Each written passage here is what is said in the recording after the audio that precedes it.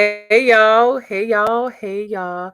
What's going on? How are you guys doing this evening? It is the Cost, Jamaica Cost, and Drew Cost. we are in the building with you guys. Let us know who's with us tonight. We just chatting it up with y'all, finishing off our conversation from I think 2 weeks ago now. Mhm. We talked about doing business, family, and we were supposed to get to love God's way, but we didn't get quite to love. So we're going to finish off with that tonight. So let us know who's with us tonight. Let us know who's in the building. Hey, Brandon, what's up, brother Brandon? How are you tonight? Who else is with us tonight? So, how y'all doing? It's Sunday evening. Y'all got Monday off. Whoop whoop. Well, some got Monday off. I know Drew's like, yeah, I Drew's like, yeah, we still working out here in these streets. But we're just on here again just to follow up on our conversation. We got a lot going on, hun. Mhm. We got a whole lot going on. But I think it's actually a good point for us to end these conversations with love, because it's such a key and crucial part of everything that we got going on, our Rashawn's business. the host. Oh, hey, Rashawn. Our businesses, our families. Hey, Sean. I grew up with Sean. um our businesses, our families, it's all centered around love, Mhm. right? And so we know, for us who are believers, right? God is love, and so He is at the center of making all these things work, inclusive of us coming together, inclusive Mhm. of us staying together, and inclusive of us just bringing up our family, and doing things God's way. And so with that, who else is with us? I think there's a couple people on here tonight. You guys, if you could share this, hun, make sure you share it. I'm gonna share it with you on your phone too. Um, yeah, make sure you share it, hun. While he's sharing it, while y'all sharing it, um, we just want to just like again take a couple of minutes of just dialoguing with you guys. So we need you to talk back to us. We noticed a lot of things. First of all, shout out to I went to this spot yesterday. I was telling my husband, my homegirl, and I went to breakfast yesterday at this spot downtown in Hartford called The Place to Be. I think it's like their third spot, the dopest spot ever. The breakfast was incredible. The atmosphere was dope. Yo, it was dope.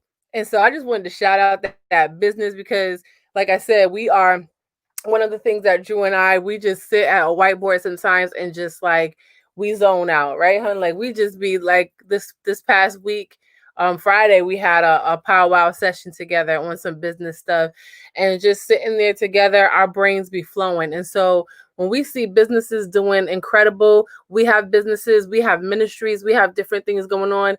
We should be supporting each other, Mhm. bigging up each other, because right now everybody's being faced with the same exact thing. There is nobody that is not being affected by COVID, right? Like there's nobody in the whole world that's not being affected by COVID. And so shout out to the businesses that are thriving and surviving. Not just surviving, I'm sorry, they're thriving and they're doing great things, being creative. What's up, Keish? Keish? Yes, Keish, you gotta Dr. go there. Akins is on here. Listen, Keish, you gotta go there. You and Aaron would love it. Even with friends, you would love it. So let's get to this. Go ahead. I'm sorry. Don't know.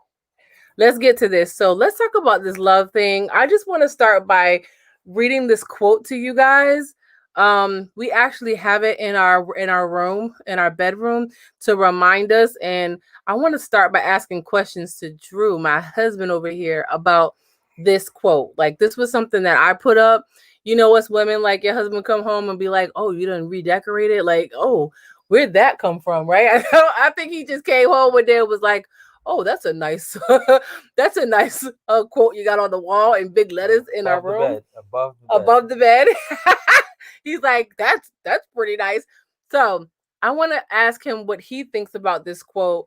And then we'll go into some further dialogue, y'all. So here we go. We're talking about doing love tonight. We're just talking purely about doing love God's way. We already talked about the business. We already talked about the family. So let's talk about this love. The quote says, "A perfect marriage is just two imperfect people who refuse to give up on each other. Let me say it again. A perfect marriage is just two imperfect people who refuse to give up on each other. What does that mean to you when you hear that in regards to doing love God's way? So I think the first thing is we want to understand and consistently come to understanding that because your spouse is imperfect, you don't want to look at them as they're flawed. Imperfect meaning uh, they're not perfect in God's eyes, not perfect, but it doesn't mean that they're flawed. Them having things that they're working on and going through processes and things like that. That's supposed to happen, but you don't want to look at your spouse as you have a flawed person, or else you'll eventually end up treating them like they're flawed. With Hey Aubrey, with marriage being two imperfect people, what you're gonna run into is you're gonna run into two people who have two different love languages, two people who have two different upbringings, two different backgrounds, two different mindsets, and understanding that this person is someone who you're making a commitment not to give up on them, and that's easy to say at the altar because you don't know them as much as you know about them. You don't really know them until you get under the covenant, which is marriage, because now you have the enemy fighting against that. But two imperfect people deciding not to give up on each other. The one thing society does not teach us is how to deal with imperfect people. Society is big on throw them away, yeah, get rid of them, or self care right now is a big thing, which can end up being an idol, where your self care is like, I can't be an honest person, I can't do this, and it's like, to a degree. But when you're talking about love and loving God's way, we have to realize too that God doesn't love the way we love. His love is deeper. He's the only person who has unconditional love. Wow. And if you think you have unconditional love, you just haven't been attacked with the amount of things to say that you love at it where you're at, and you're growing in your love. But God's the only person who has unconditional love. So doing marriage His way is asking Him to pour or sprinkle how He loves into us, so that we can love the imperfect person that same way. He's the only person who can purely love someone imperfect and it be full of genuine, authentic love. Sorry if I was talking too much. Nah, man, that's good. That's Sana. What's up, Sana? Essence. I don't know who Essence is. What up, Essence? What's up, Essence? And I miss Aubrey. What's up? Simeon. I thought I saw Simeon too. I don't know if I saw Simma.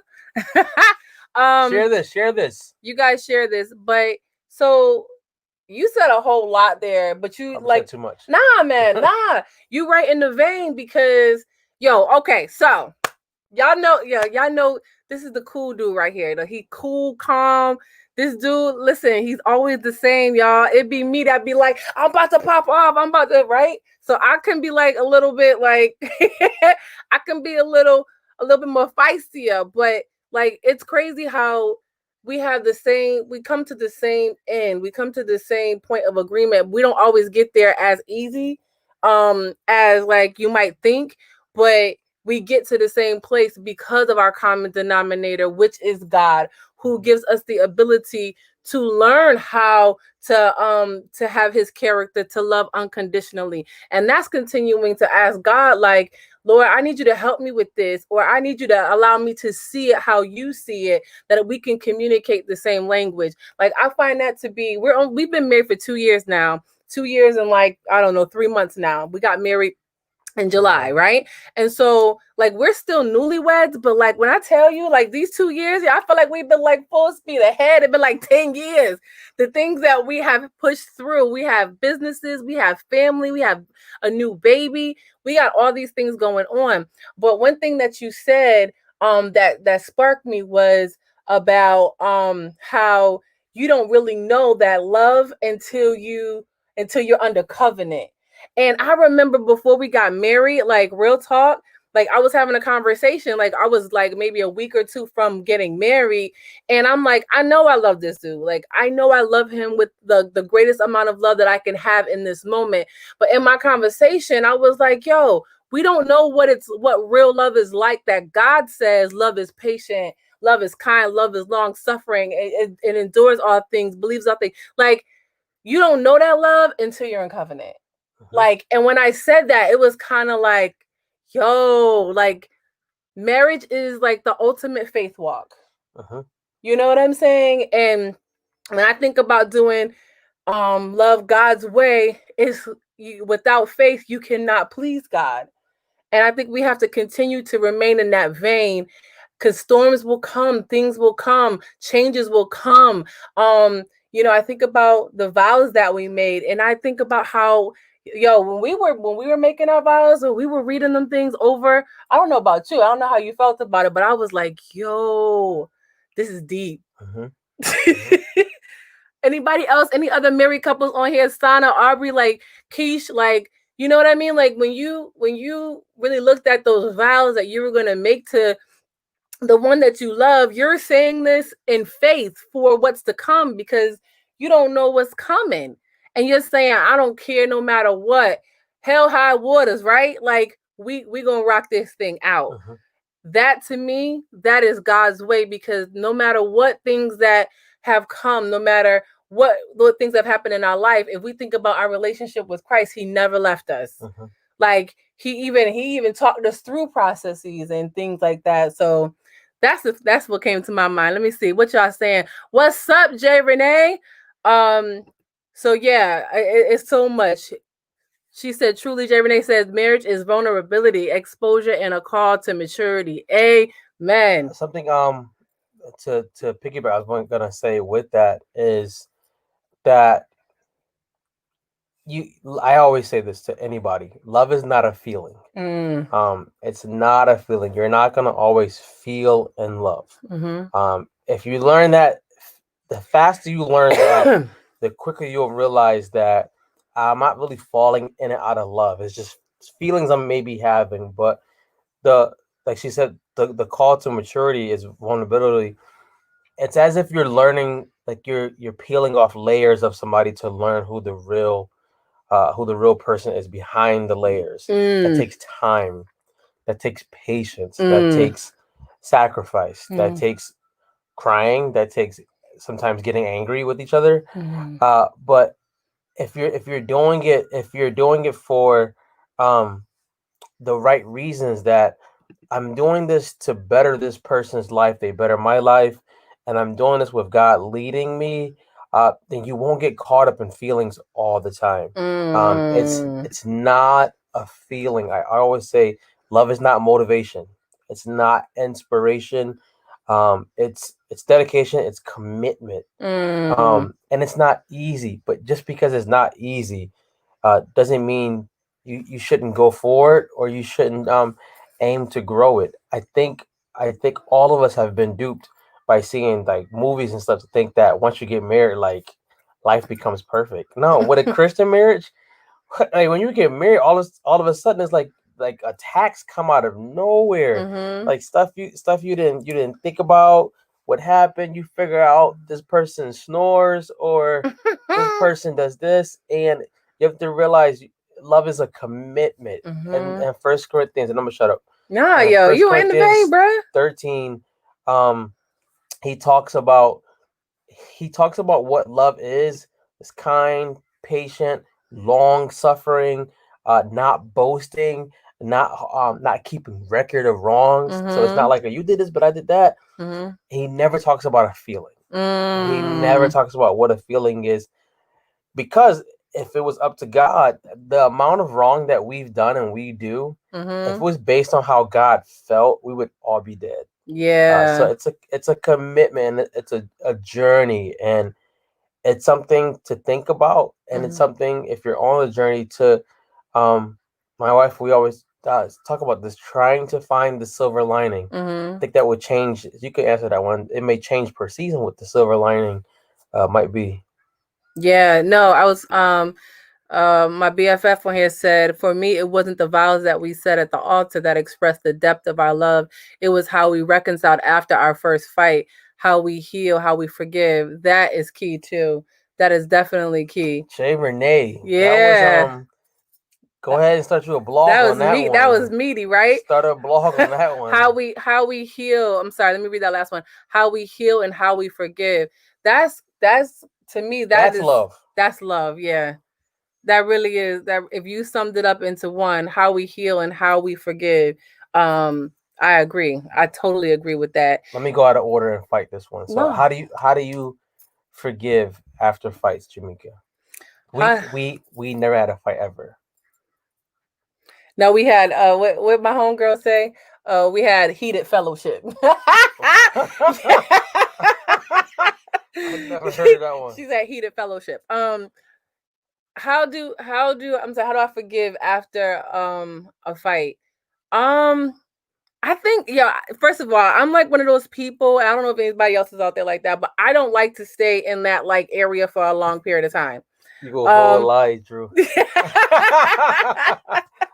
I don't know how I don't like to stay in that place for a long time. I don't like a whole bunch of like tension, like because I like to be real truth. I don't want to be like pass the bread, and I'm like, yo, pass the bread. Reverend Ashley Ramsey's on the line. Yeah, hey Rev. She said good questions. Don't beat around the bush. Listen, I don't want to be like, can you pass the bread? And knowing that I just want to like say something else. So I'm like, let's clear that up because I can't fake it till we make it. Like I need us to have some resolve. So I try to address it head on.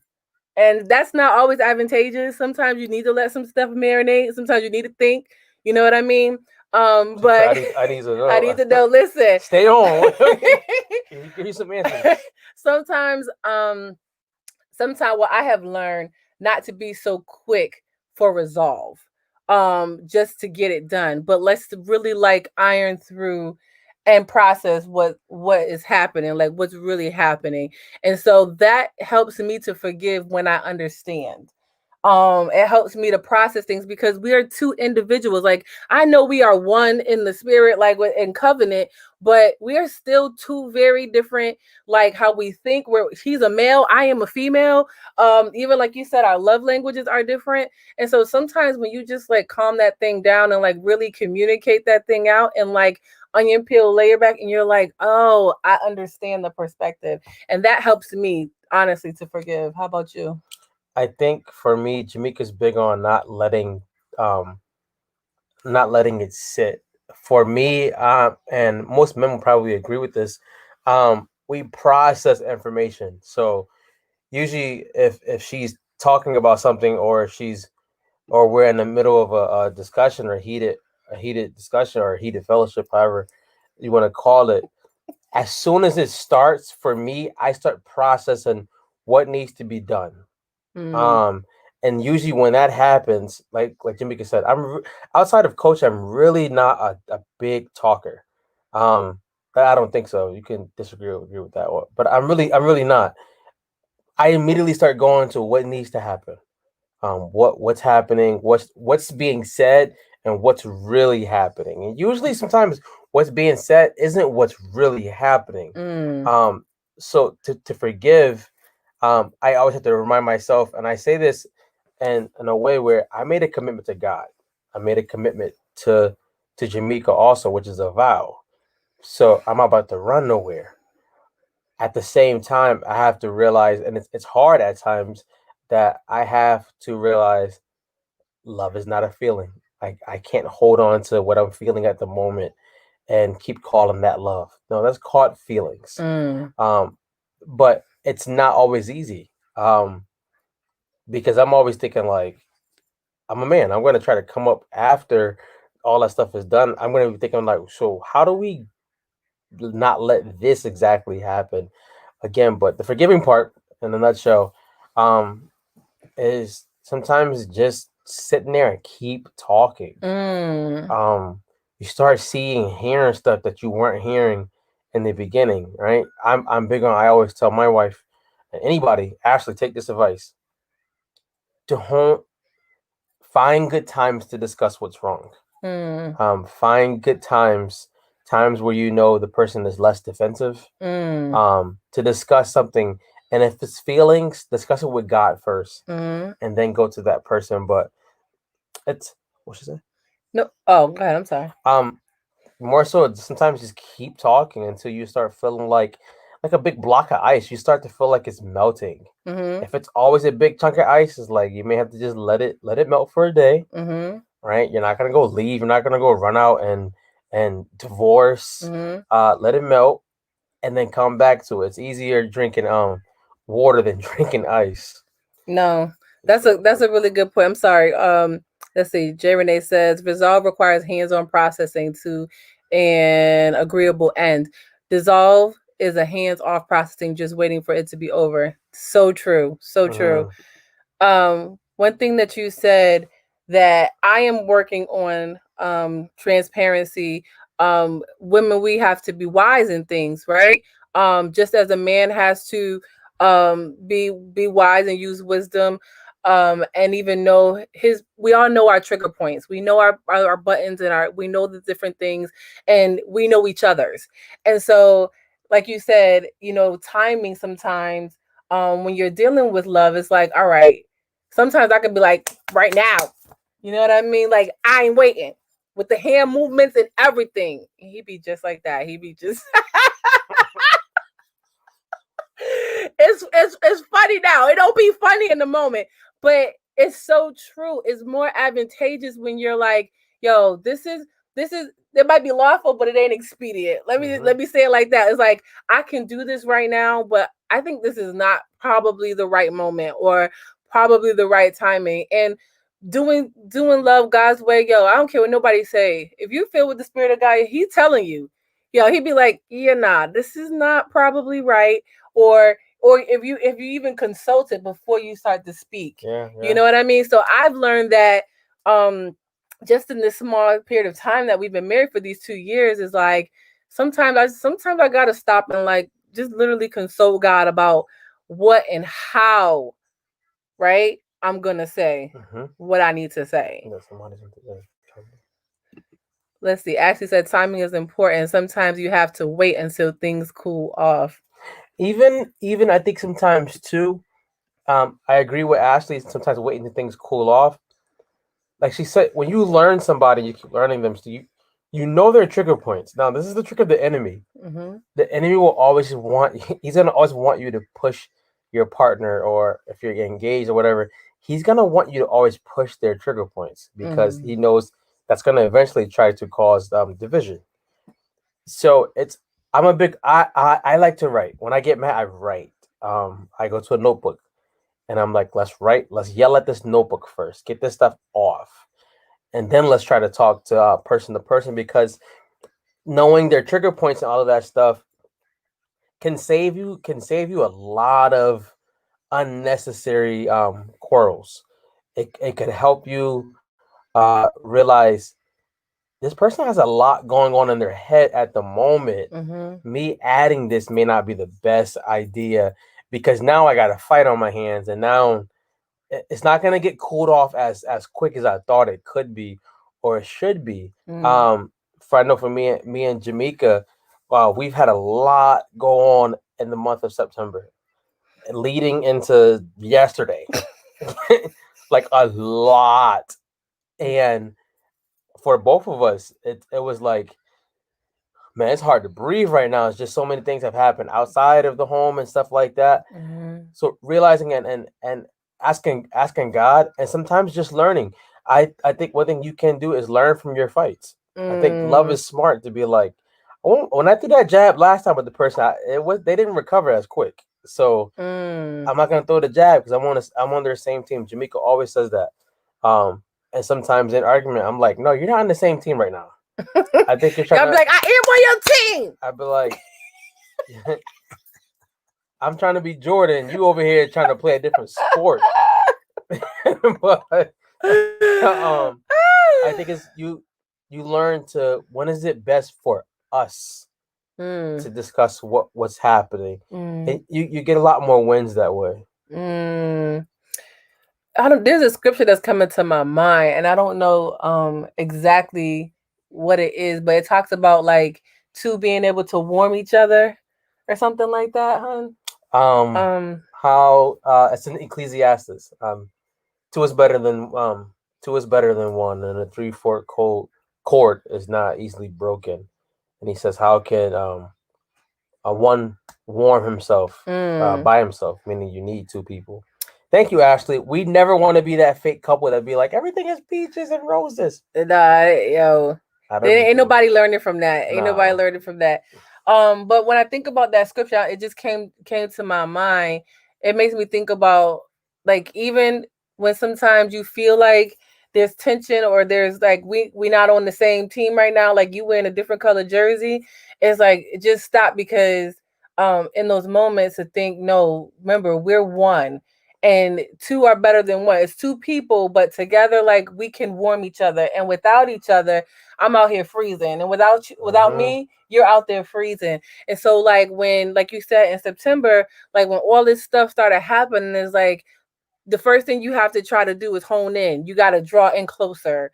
That's what we have been learning. It's like, yo, because sometimes I we have two different ways of how we address situations. And so it can sometimes it can go on two different tracks if you don't stop and be like, no, let's bring this together and brainstorm this out. And not allow us to just move how and function as individuals because we're not individuals anymore. Mhm. And to me, that's really doing love God's way. It is realizing that we're a bone of each other's bone, flesh of each other's flesh. Like this is one movement here. One and it's funny because when we work together, We ain't trying to be cold in these streets. who said that, Nina? It's like when we get together, like when we're on one accord, I'm not being funny, but dead up, we get stuff done.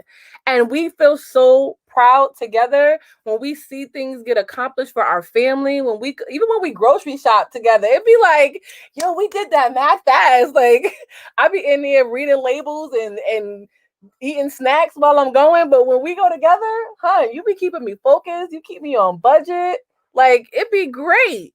But I find that we enhance each other. And that to me is doing love God's way, Mhm. where He sent you to me to enhance, not to make me whole. And He sent me to you to enhance, not to make you whole. Together, man, we can do anything. And I just want to encourage all you couples out there, like there are times when you will go through things and it can be heavy, weighty things, but you just have to go back to the basics, to like the simplest place to be like, literally, I got you. I think something if anybody watches sports or you've ever seen sports, it doesn't matter how great the player is. It doesn't really even matter how great the team is. They usually always go back to a huddle. A Mm, huddle is you go back, get back with each other, and you listen to the coach. Of course, the coach is God. You listen to the coach because the coach sees stuff that's happening that you don't see. And mm, usually you'll see a coach call a timeout when players are starting to get in their feelings, when they're getting mm, mad at the refs, things are starting to happen. Football, basketball, baseball, you'll see it with the little kids. That's why every team needs a coach. um, mm, they have coaches because the coach can see things that are about to happen before it happens. So it's important to realize we're on the same team. We might be Jordan and Pimpin, but Jordan and Pimpin had Phil Jackson. They would never have won a championship without the coach oh, that's the because that's coach. the coach. Oh, See, they don't even people don't even know the coach because the coach don't get the shine. We just know Jordan.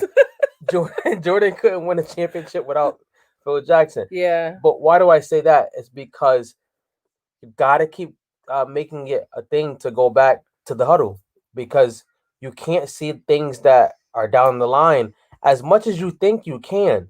The Mm, reason why the coach can see it because he's watching motion happen while it's happening, and you're inside of the motion, so you can't see what's not happening or what should happen. Something that we started back is a couple times a week, a couple times in the week, where we go into this little closet of our home, a little small closet, and we just pray for a couple minutes. mm-hmm, And it may seem minute, or it may seem like it won't have much of a veil, to it, but we're just going back to the huddle. Yeah. The reason the coach is there is because the coach can see he can sense stuff that not, or he may be like, hey, you don't take the ball anymore. Give the ball to her because they're watching you. And we need to switch it up a little bit.